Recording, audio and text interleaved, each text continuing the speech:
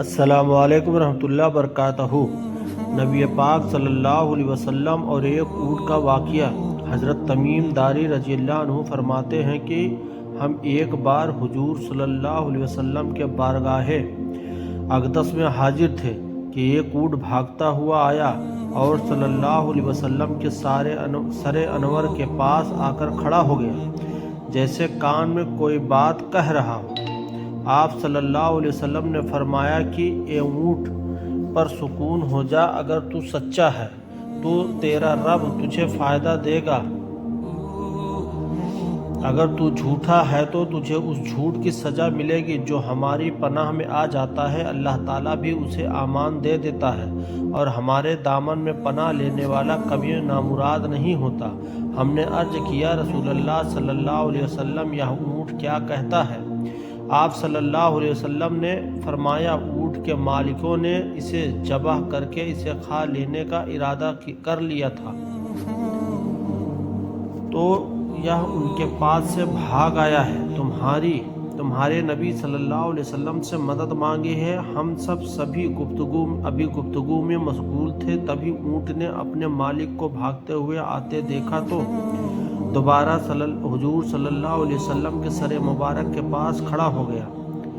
اب آپ صلی اللہ علیہ وسلم کے پیچھے چھپنے لگا۔ ان کے مالکوں نے عرض کیا، یا رسول اللہ صلی اللہ علیہ وسلم، یہ ہمارا اونٹ 3 دن سے ہمارے پاس سے بھاگا ہوا ہے اور آج یہ ہمیں آپ کی خدمت میں ملا ہے۔ اس پر آپ صلی اللہ علیہ وسلم نے فرمایا، یہ میرے سامنے شکایت کر رہا ہے کہ یہ تمہارے پاس کئی سال تک پلا بڑھا۔ جب موسم گرمی آتی تو تم پاس گھاس اور چارے والے علاقے میں اس پر سوار ہو کر جاتے، اور جب موسم سردی آتی تو تم اسی پر بیٹھ کر گرم علاقوں کی طرف جاتے۔ اب جب کہ یہ خستہ حال کی عمر میں پہنچ گیا ہے تو تم اسے ذبح کر کے اس کا گوشت کھا لینے کا ارادہ کر لیا ہے۔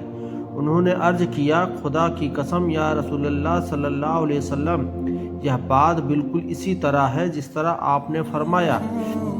اس پر حضور صلی اللہ علیہ وسلم نے فرمایا، ایک اچھے خدمت گزار کی اس کے مالکوں کی طرف سے کیا یہی جزا ہوتی ہے؟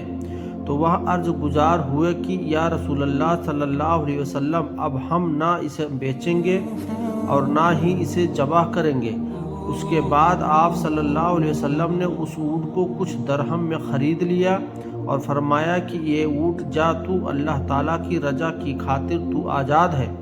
اس اونٹ نے حضور صلی اللہ علیہ وسلم کے سر مبارک کے پاس اپنا منہ لے جا کر کچھ آواز دی تو آپ صلی اللہ علیہ وسلم نے فرمایا، آمین۔ اس نے پھر دعا کی، آپ صلی اللہ علیہ وسلم نے پھر فرمایا، آمین۔ اس نے پھر دعا کی، آپ صلی اللہ علیہ وسلم نے فرمایا، آمین۔ اس نے جب چوتھی مرتبہ دعا کی تو آپ صلی اللہ علیہ وسلم آبدیدہ ہو گئے، آنکھوں سے آنسو بہنے لگے۔ ہم نے عرض کیا، یا رسول اللہ صلی اللہ علیہ وسلم، یہ اونٹ کیا کہہ رہا ہے؟ آپ صلی اللہ علیہ وسلم نے فرمایا، اس نے پہلی دفعہ کہا، اے نبی مکرم، اللہ آپ کو اسلام اور قرآن کی طرف سے بہترین جزا عطا فرمائے۔ میں نے کہا، آمین۔ پھر اس نے کہا، اللہ تعالیٰ قیامت کے دن آپ کی امت سے اسی طرح خوف کو دور فرمائے جس طرح آپ نے مجھ پر دور فرمایا ہے۔ میں نے کہا، آمین۔ پھر اس نے دعا کی کہ اللہ تعالیٰ دشمنوں سے آپ کی امت کے خون کو اسی طرح محفوظ رکھے جس طرح میرا خون محفوظ فرمایا ہے۔ اس نے پھر کہا کہ اللہ تعالیٰ آپ کی امت کے درمیان جنگ جدا نہ ہونے دے۔ یہ سن کر رونا آ گیا، کیونکہ یہی دعا میں نے بھی اللہ تعالیٰ سے مانگی تھی۔ پہلی 3 تو قبول فرما لی، لیکن آخری دعا سے منع فرما دیا۔ جب جبرائیل علیہ السلام نے اللہ تعالیٰ کی طرف سے مجھے خبر دی کہ میری یہ امت آپس میں جنگ کر کے فنا ہوگی، جو کچھ ہونے والا ہے قلم اسے لکھ چکا ہے۔ محترم حضرت نبی کریم صلی اللہ علیہ وسلم کے حدیث مبارک میں جو لکھا ہے، آج وہ بالکل سچ نظر آ رہی ہے۔ آج کے دور پر نظر دوڑائیے تو ہم دیکھتے ہیں کہ مسلمان کس طرح ایک دوسرے کے خون کے پیاسے ہیں، ایک دوسرے کو کس طرح قتل کرنے کو تیار ہے۔